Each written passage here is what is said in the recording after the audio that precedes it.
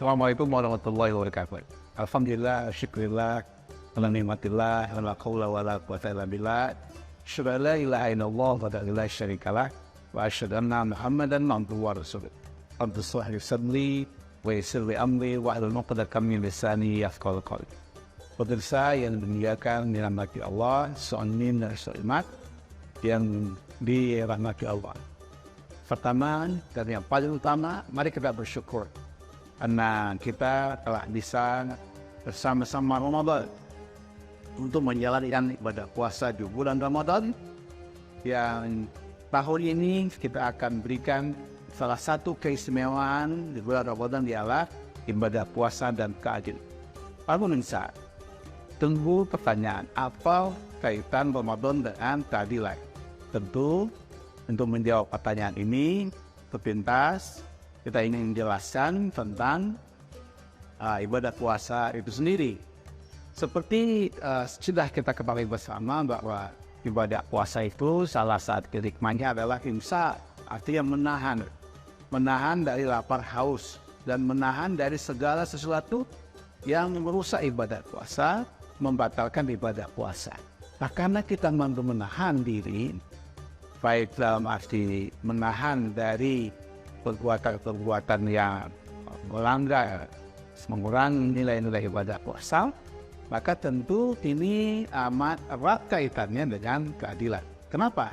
Karena untuk membuat adil itu harus menjadikan jati diri kita untuk mampu menjadi benteng pertahanan dari hal-hal yang merusak nilai-nilai keadilan. Salah satu faktor yang merusak nilai keadilan itu ialah bahwa kita jauh dari perbuatan keadilan itu sendiri dan kita jauh dari perbuatan-perbuatan yang baik atau perbuatan ihsan. Karena itulah Al-Quran disebutkan secara terang, yaitu An-Nahl ayat 90. Innallaha ya'muru bil 'adli wal ihsan wa ita'i dzil qurba wa yanha 'anil fahsya'i wal munkar wal baghi ya'izukum la'allakum tadhakkarun. Itu jelas sekali. Bahkan ayat ini setiap kali khatib mau turun dari mimbar tidak pernah lupa untuk membacakan ayat ini. Kenapa demikian? Karena begitu pentingnya keadilan. Kata Allah, sesungguhnya Allah memerintahkan kamu berbuat adil. Innallaha ya'muru bil 'adli. Jadi perintah berbuat adil itu dibuat bersama-sama. Nah, bayangkan pemirsa, baru wal ihsan, berbuat baik. Nah, maksudnya adalah berbuat adil itu harus dengan diiring dengan kebajikan. Berbuat adil itu harus dengan cara yang baik. Tidak bisa kita mengatakan, oh saya sudah berbuat adil, tapi kita melanggar aturan. Tapi kemudian kita semua sendiri, nggak bisa. Oleh karena itu, ketika orang sudah melakukan sesuatu yang adil, yang dilahirkan dengan nilai-nilai ibadah puasa, maka nilai-nilai keadilan itu sendiri akan lahir dari kebaikan-kebaikan yang dimiliki oleh seseorang. Salah satu kebaikan adalah ibadah puasa yang tepat. Nah, itu dari sini lahir satu kata kunci, yaitu ihsan bagi seseorang itu harus menjadi milik semua. Dan kesalehan bagi seseorang harus menjadi milik semua orang. Jadi kesalehan pribadi menuju kesalehan sosial. Kesalehan sosial itu menjadi bagian dari keadilan sosial. Jadi tidak mungkin kita bisa berbuat adil kalau hanya kita sendiri. Tidak mungkin orang bisa berbuat baik kalau dia hanya sendiri yang berbuat baik. Nah, karena itu kebaikan, keadilan itu harus milik bersama, harus kepentingan bersama.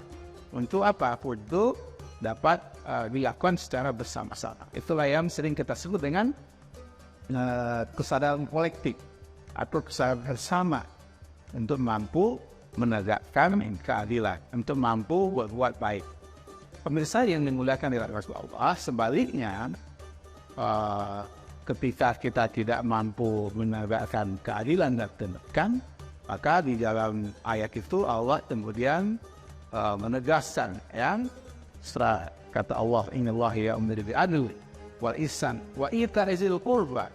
Kemudian kita memberi kebaikan kepada orang yang terdekat. Ya.